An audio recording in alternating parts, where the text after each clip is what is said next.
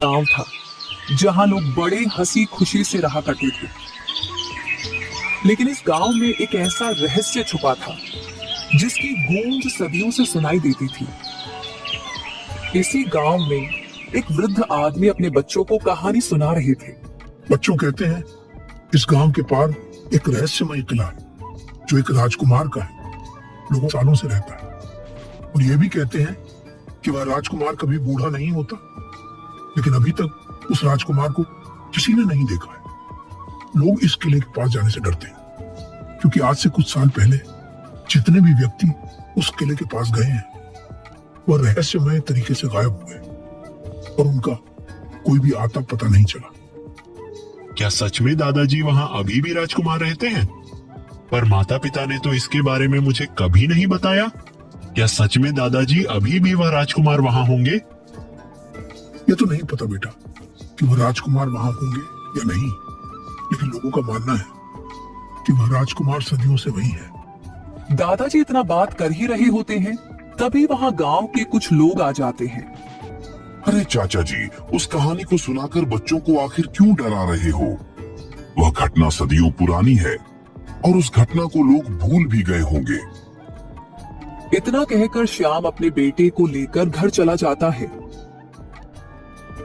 लेकिन गोलू के मन में कुछ और ही चल रहा था। शाम को अपने घर ना जाकर उस किले की खोज में जंगल की तरफ निकल जाता है। लेकिन जंगल आज कुछ ज्यादा ही शांत था।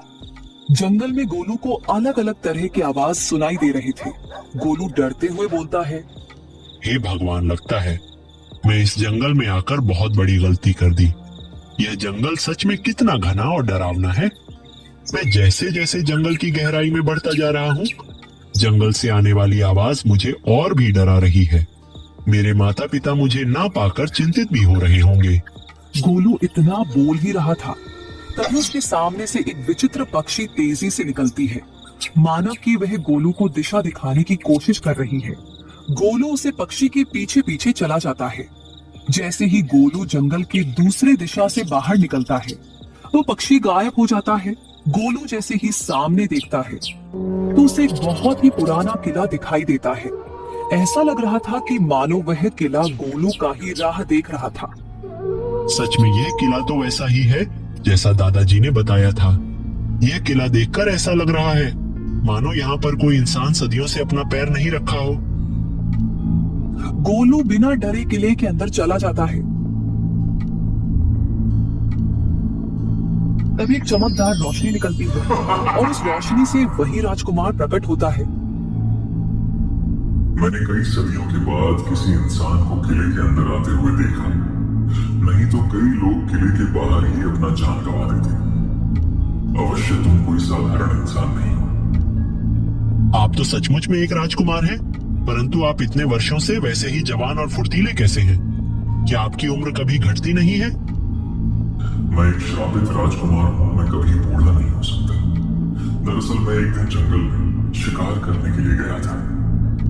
मैंने जैसे ही एक हिरण पर तीर चलाया, वह तीर हिरण को न लगकर पेड़ के पीछे बैठे एक आशी मुनि को जा लगा और क्रोध में आकर हर्ष ने मुझे इस किले में बांध दिया।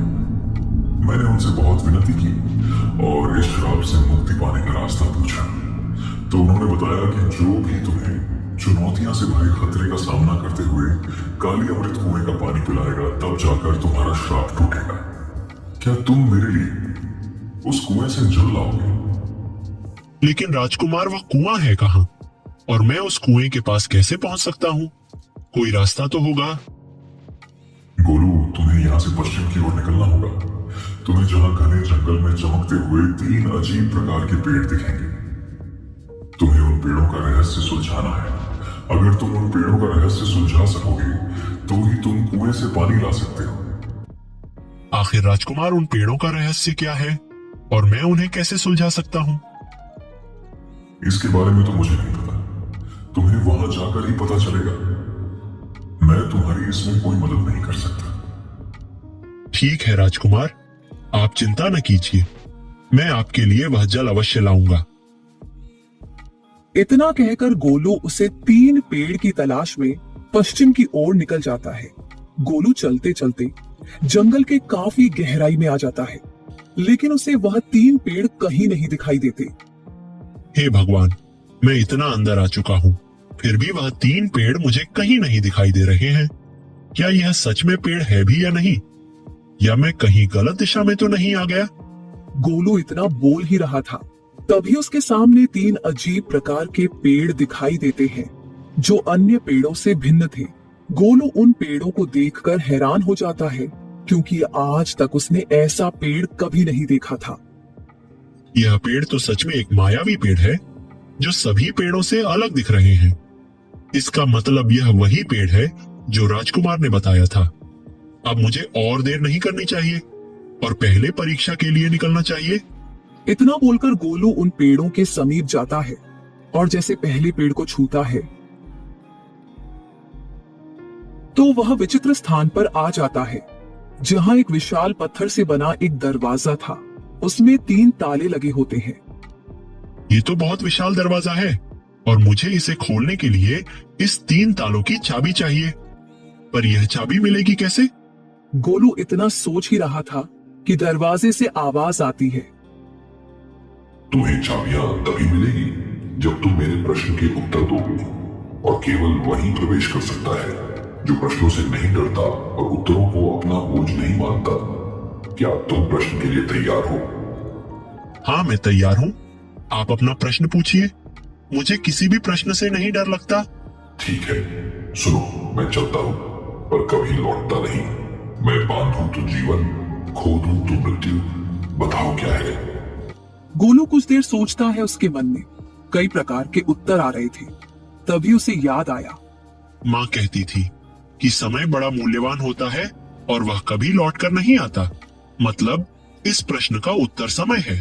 गोलू मुस्कुराते हुए दरवाजे से कहता है, तुम्हारे इस प्रश्न का उत्तर समय है। बहुत बढ़िया, तुम्हारा जवाब एकदम सही है। इतना कहते ही पहला ताला खुल जाता है और वह मायावी दरवाजा गोलू से दूसरा प्रश्न पूछता है। क्या तुम दूसरे प्रश्न के उत्तर देने के लिए तैयार हो? हाँ, बिल्कुल मैं तैयार हूँ। आप अपना दूसरा प्रश्न पूछिए। हाँ बच्चे, ध्यान रखना, अगर तुम इस सवाल के जवाब नहीं दे पाए तो तुम आजीवन के लिए यही बंधित हो जाओगे। इसलिए तुम उत्तर सोच समझ कर देना, लेकिन अभी भी तुम्हारे पास मौका है। अगर तुम यहाँ से जाना चाहते हो तो जा सकते हो, लेकिन इस सवाल के बाद तुम यहाँ से बिना उत्तर दिए नहीं जा सकते। तो क्या सोचे, तुम सवाल के जवाब दोगे या फिर नहीं? गोलू थोड़ी देर सोचता है, फिर बोलता है, मुझे आपका शर्त मंजूर है। आप अपना सवाल पूछिए। तो ठीक है, सुनो, जितना बांटू उतना बढ़ता हूँ, जितना छुपाऊं उतना घटना हूँ। इस प्रश्न का उत्तर दो। यह तो बड़ा आसान सवाल है। इसका उत्तर ज्ञान है। जो ज्ञान को जितना बांटता है वह उतना ही बढ़ता है। इसलिए हमें ज्ञान को बांटना चाहिए, ना कि छुपाना चाहिए। गोलू के इतना कहते ही दूसरा ताला खुल जाता है। गुरु, तुमने इन दोनों सवाल का जवाब तो बड़ी आसानी से दे दिया, लेकिन अब तुम्हें परीक्षा का अंतिम और सबसे कठिन प्रश्न का उत्तर देना होगा। तो सुनो, मुझे देख नहीं सकते, छू नहीं सकते, परंतु मैं जीवन का आधार हूं। तो बताओ गुरु, वह चीज क्या है? यह प्रश्न तो बड़ा ही कठिन है। इसका उत्तर तो मुझे बहुत ही सोच समझ कर देना होगा। आखिर ऐसी कौन सी चीज है जिसे मैं छू नहीं सकता? आखिर वह क्या हो सकती है? अरे हाँ, गुरुजी ने बताया था, आत्मा एक ऐसी चीज है जिसके बिना कोई भी इंसान जीवित नहीं रह सकता, और वह शरीर का आधार है और हम उसे छू भी नहीं सकते। इसका सही उत्तर मतलब आत्मा ही है। तुम इतना क्या सोच रहे हो गुरु? लगता है तुम्हें इस प्रश्न का उत्तर नहीं मालूम है। मैंने तुम्हें पहले ही समझाया था कि तुम यहाँ से लौट जाओ। अगर तुम इस प्रश्न का गलत उत्तर देते हो तो तुम यही आजीवन के लिए बंधित हो जाओगे। इस प्रश्न का उत्तर आत्मा है, क्योंकि आत्मा ही जीवन का आधार है और हम उसे छू नहीं सकते। गोलू के इतना कहते ही वह तीसरा ताला भी खुल जाता है। गोलू दूसरे ही पल वहां से गायब होकर उस मायावी पेड़ के पास आ जाता है, जहां अब केवल 2 ही पेड़ बचे थे। गोलू बिना देर किए दूसरे पेड़ को छूता है और एक विचित्र जगह पर आ जाता है। सामने एक बड़ा सा राक्षस खड़ा था। गोलू राक्षस को देखकर डर जाता है। गोलू, तुम्हारा इस भूत नगरी में स्वागत है। अच्छा हुआ तुम आ गए। मैंने कई महीनों से किसी भी इंसान को नहीं खाया है। आज लगता है कि मेरी वह इच्छा भी पूरी हो जाएगी। गोलू राक्षस के मुंह से इतना बात सुनकर डर जाता है और मन में बोलता है, अरे नहीं, यह राक्षस बड़ा ही दिनों से भूखा लग रहा है। लगता है मेरे बचने का रास्ता नहीं है। अब मैं क्या करूं? गोलू देखता है कि वह जितना डर रहा है वह राक्षस उतना ही बड़ा हो रहा है। गोलू को यह समझने में जरा भी देर नहीं लगती कि यह एक छलावा है और छलावा सिर्फ लोगों को डराने की कोशिश करते हैं। राक्षस, तुम मेरा कुछ भी नहीं कर सकते, क्योंकि मुझे पता चल गया कि तुम एक छलावा हो और तुम मुझे डराने की कोशिश कर रहे हो। लेकिन अब मैं तुमसे नहीं डरूंगा। गोलू को इतना कहते ही राक्षस घबरा जाता है और उसका आकार छोटा होने लगता है। राक्षस बोलता है, गोलू, तुमने मेरे इस माया जाल को इतनी आसानी से कैसे समझ लिया? आज तक कोई भी इंसान मेरे इस माया जाल को नहीं समझ पाया और मुझसे डर के अपना जान गंवा दिया। यह तो बड़ा ही आसान था। मैंने देखा कि जब तुम मुझे डरने की कोशिश कर रहे थे और मैं जितना ही ज्यादा डर रहा था तो तुम्हारा आकार बढ़ता जा रहा था, तो मैं समझ गया कि तुम एक छलावा हो। गोलू को इतना कहते ही वह राक्षस बिल्कुल छोटा हो जाता है और उसका माया जाल टूट जाता है। दूसरे ही पल गोलू उसे पेड़ के पास आ जाता है, लेकिन अब सिर्फ वहां एक ही पेड़ था। गोलू, तुम सच में एक बहादुर और बुद्धिमान लड़के हो। आज तक कोई भी इंसान मेरे एक भी पड़ाव को पार नहीं कर पाया, लेकिन तुमने बड़ी आसानी से इन दोनों पड़ाव को पार कर लिया। अब तुम्हारे लिए यह आखिरी पड़ाव है। मुझे उम्मीद है कि तुम इस भी पड़ाव को पार कर लोगे। और गोलू जैसे ही तीसरे पेड़ को छूता है तो वह एक ऐसी जगह पर आ जाता है जहां पर एक शेर एक हिरण पर घात लगाए बैठा था। वह हिरण घायल अवस्था में पड़ा हुआ था। अरे नहीं, यह शेर तो इस हिरण को मार देगा। मुझे इसकी जान बचानी होगी। गोलू अपनी जान की परवाह किए बिना दौड़कर जाता है और शेर के सामने खड़ा हो जाता है। रुक जाओ जंगल के राजा, तुम इस हिरण को नहीं मार सकते। इसने तुम्हारा क्या बिगाड़ा है जो तुम इसको मार रहे हो? हट जाओ इंसानी बच्चे, वरना मैं इस हिरण के साथ तुम्हें भी खा जाऊंगा। ठीक है, तुम इसके बदले मुझे खा जाओ, लेकिन इस हिरण को छोड़ दो।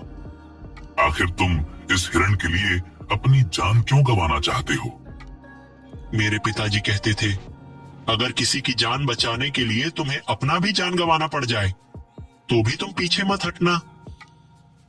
ठीक है, अगर तुम अपना जान ही देना चाहते हो तो मेरा एक काम करो। हाँ बताओ जंगल के राजा, मैं तुम्हारा वह काम अवश्य करूंगा। तुम्हें यहाँ से कुछ दूर जाना है। वहाँ एक गुफा दिखाई देगा। उस गुफा में एक राक्षसी रहती है। उसने मेरे बच्चे और पत्नी को कैद कर रखा है। तुम्हें उस राक्षसी से मेरी पत्नी और बच्चे को छुड़ाना होगा। अगर तुम ऐसा कर पाए तो मैं तुम्हें और इस हिरण को भी छोड़ दूंगा। गोलू उसकी शर्त मान लेता है और उस गुफा की ओर चल देता है। थोड़ी देर में वह उस गुफा के पास पहुंच जाता है। जैसे ही अंदर जाता है तो वह देखता है कि सच में वह राक्षसी शेरनी और उसके बच्चे को एक पिंजरे में कैद कर रखी थी। तुम आ गए गोलू, मैं तुम्हारा ही इंतजार कर रही थी। तुम्हें उस शेर ने भेजा है ना, अपने पत्नी और बच्चे को छुड़ाने के लिए। लेकिन तुम यहाँ आ तो गए हो, पर बचकर नहीं जा पाओगे। देखो राक्षसी, मेरा तुमसे कोई आपसी शत्रुता नहीं है। तुम शेर के पत्नी और बच्चे को छोड़ दो, उसके बदले तुम जो कहोगी मैं वह करूंगा। ठीक है, मैं इन्हें छोड़ दूंगी, पर मेरे 3 सवालों का जवाब देना होगा। अगर तुम उस सवाल के जवाब देने में कामयाब हो गए तो मैं इन्हें छोड़ सकती हूँ। ठीक है, आप अपना सवाल पूछिए, मैं उत्तर देने के लिए तैयार हूँ। ऐसी कौन सी चीज है जो जितनी निकालो उतनी ही बढ़ती जाती है? गोलू सोच में पड़ जाता है और काफी देर तक इस सवाल का जवाब ढूंढता है। तभी उसे कुछ याद आता है और मन में बोलता है, अरे हाँ, पिताजी ने जब मुझे खेत में गड्ढा खोदने के लिए बोला था, तो मैं जब उस गड्ढे से जितनी मिट्टी निकालता तो वह गड्ढा उतना ही बढ़ता जाता। तुम्हारे इस सवाल का जवाब गड्ढा है, क्योंकि गड्ढे से जितनी मिट्टी निकालोगे वह उतना ही बढ़ता जाता है। हाँ, तुम्हारा उत्तर बिल्कुल ठीक है। अब तुम मेरी दूसरे सवाल का उत्तर दो। 4 पैर हैं पर चल नहीं सकता, 2 पैर हैं पर दौड़ नहीं सकता, 1 पैर है पर उछल नहीं सकता। तो बताओ इस सवाल का जवाब क्या होगा? आपके इस सवाल में 3 उत्तर हैं। 4 पैर है पर चल नहीं सकता, इसका जवाब कुर्सी या मेज है, क्योंकि उनके पैर तो होते हैं लेकिन वह खुद से चल नहीं सकते। अब दूसरा, 2 पैर है पर दौड़ नहीं सकता, इसका उत्तर है पैजामा।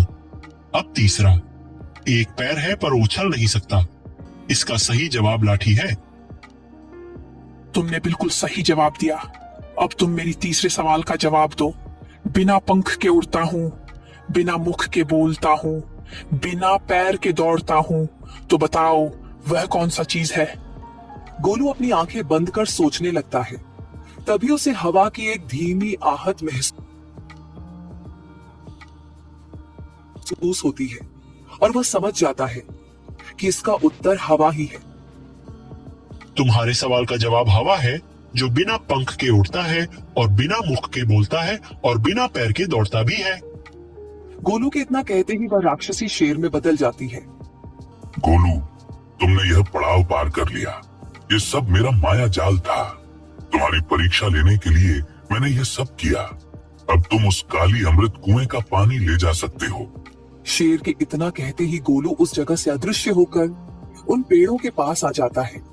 लेकिन अब वहां एक भी पेड़ नहीं होता, बल्कि वहां एक कला अमृत कुआं आ जाता है। गोलू समझ जाता है कि यह वही कुआं है जो राजकुमार को कैद से मुक्त कर सकता है। यह वही कुआं है जिसके बारे में मुझे राजकुमार ने बताया था। अब मुझे देर नहीं करनी चाहिए। मुझे इस कुएं का पानी लेकर जल्द से जल्द राजकुमार के किले में जाना होगा। इतना कहकर गोलू कुएं के पास जाता है और एक पत्र में जल को भरता है, जिसे लेकर वह उस किले की तरफ निकल जाता है। इधर राजकुमार, गोलू को गए 3 दिन से भी ज्यादा हो गया, लेकिन वह अभी तक लौट कर नहीं आया। मुझे लगता है कि वह भी सभी लोगों की तरह मारा गया। मुझे उसे नहीं भेजना चाहिए था। आज तक कोई भी उस अमृत कुएं का पानी नहीं ला सका। राजकुमार इतना बोल ही रहे होते हैं, तभी वहां गोलू आ जाता है। गोलू को देखकर राजकुमार बहुत खुश होते हैं। गोलू राजकुमार को जल पीने के लिए देता है। राजकुमार जैसे ही जल को पीते हैं, तो वह उस श्राप से मुक्त हो जाते हैं। गोलू अब वहां से अपने घर की तरफ लौट जाता है। उसके माता पिता इतने दिन बाद गोलू को देखकर बहुत खुश होते हैं। गोलू अपने माता पिता को सारी बात बताता है। उसने किस तरह से राजकुमार को उस श्राप से मुक्त करा दिया।